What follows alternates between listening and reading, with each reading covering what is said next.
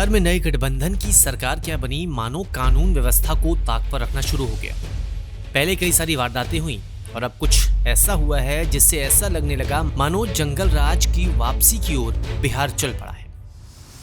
पहले जानिए इन्हें, क्योंकि सारा मामला इनसे जुड़ा है। नाम है आनंद मोहन और बिहार के बाहुबली नेता है। डीएम की हत्या के केस में सजायाफ्ता भी है। डीएम मतलब जिला अधिकारी की हत्या के दोषी, जिसे सजा सुनाई गई है।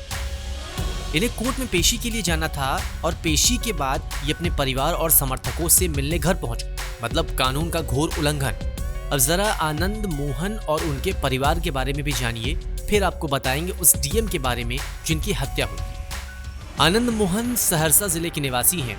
जेपी आंदोलन के दौरान राजनीति में इन्होंने एंट्री ली थी और एक वक्त वो भी आया जब इन्होंने अपनी ही पार्टी बनाई। खैर, राजनीति में रहते हुए कई टकराव भी इनके हुए और कई बार जेल भी जाना पड़ा। इसके बाद डीएम की हत्या के दोषी भी साबित हुए।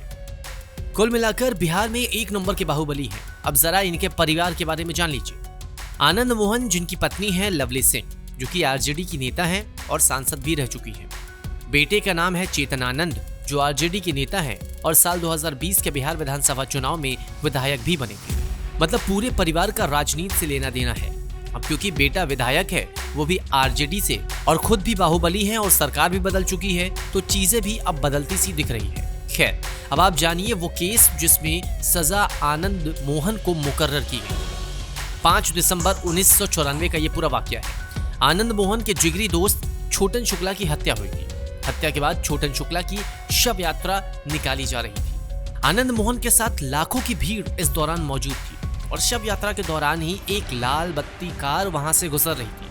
अब जिस लाल बत्ती गाड़ी की हम बात कर रहे हैं, उसमें कोई ऐसा शख्स बैठा था जिसे पता भी नहीं था कि ये उसकी आखिरी यात्रा होगी। गाड़ी के अंदर मौजूद थे जी कृष्णैया, जो कि आईएएस अधिकारी थे और गोपालगंज के तत्कालीन डीएम। जी कृष्णैया एक बैठक में हिस्सा लेकर गोपालगंज की ओर जा रहे थे और वो दलित समाज से आते थे और आनंद पाल पहले से ही ओबीसी के आरक्षण के खिलाफ रहे थे।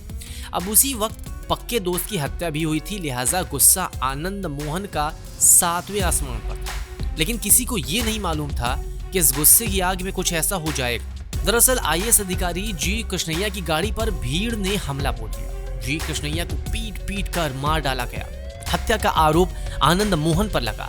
आरोप लगा कि आनंद मोहन के कहने पर ही भीड़ ने हत्या की है। खैर, केस रजिस्टर हुआ और लंबे वक्त तक चला।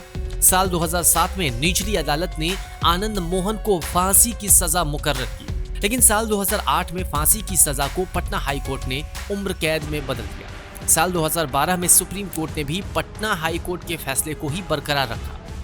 इसी केस में आनंद मोहन उर्फ आनंद मोहन सिंह जेल में सजा काट रहा है, लेकिन जेल में रहते हुए भी आनंद मोहन का रसूख कम नहीं हुआ है। तभी तो साल 2010 और 2014 में जेल में रहते हुए भी अपनी पत्नी को चुनाव लड़वाने में आनंद मोहन कामयाब रहा था।